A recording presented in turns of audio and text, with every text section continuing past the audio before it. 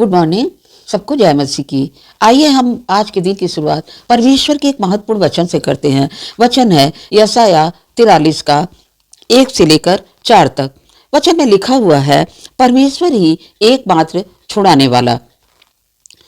वचन कहता है, हे इज़राइल तेरा रचने वाला और हे याकूब तेरा सृजनहार यहोवा अब यूं कहता है, मत डर। हे इज़राइल, ऐसा परमेश्वर ने क्यों कहा? इसलिए कहा कि मिस्र देश की दास्ता में जब परमेश्वर के जन थे, परमेश्वर के भक्त थे, तो परमेश्वर वहां से उन्हें छुड़ाकर मूसा के द्वारा जब लेकर मिस्र देश से निकाल कर ले आता है, तो उन्हें परमेश्वर इज़राइली का नाम देता है। इज़राइल कौन थे? जो परमेश्वर की आज्ञाओं पर चलते थे, जो परमेश्वर की बातों को मानते थे, जो परमेश्वर की राहों पर चलते थे, उन्हें इज़राइल कहा परमेश्वर ने। एक जगह परमेश्वर ने याकूब को भी इज़राइल कहा। यहाँ लिखा हुआ है, तेरा सृजनहार यहोवा अब यूं कहता है, मत डर। इस संसार में जहां हम रहते हैं, यहाँ तरह तरह की परेशानियों में, विपत्तियों में, कष्ट में, हर बात में हम डर जाते हैं। मृत्यु एक ऐसा समय है, एक ऐसी चीज है जिससे सभी लोग डरते हैं। मगर हम एक तरफ से देखें तो प्रतिदिन हम डरते रहते हैं, हर बातों में डरते रहते हैं। बच्चा बाहर गया तब डर जाएंगे, अगर वो साधन से जा रहा है तब डर जाएंगे, हर बातों में हम डरते रहते हैं।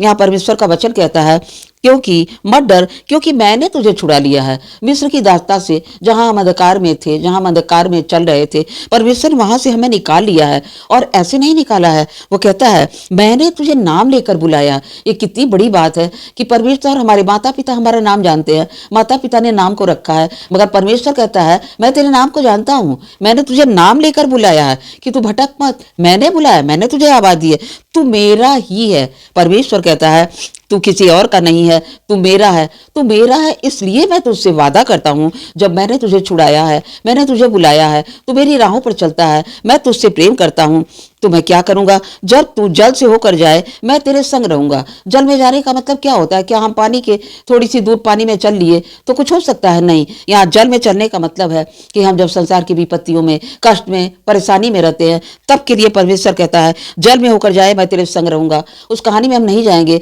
मगर परमेश्वर ने जब योना को बुलाया, योना परमेश्वर के पास ना आकर और निन्वे न जाकर तर्तीस को भागने लगा, तो परमेश्वर ने मच्छ को भेजकर उसे, मच्छ ने निगल लिया और वह समुद्र में पड़ा रहा 3 दिन मच्छ के पेट में।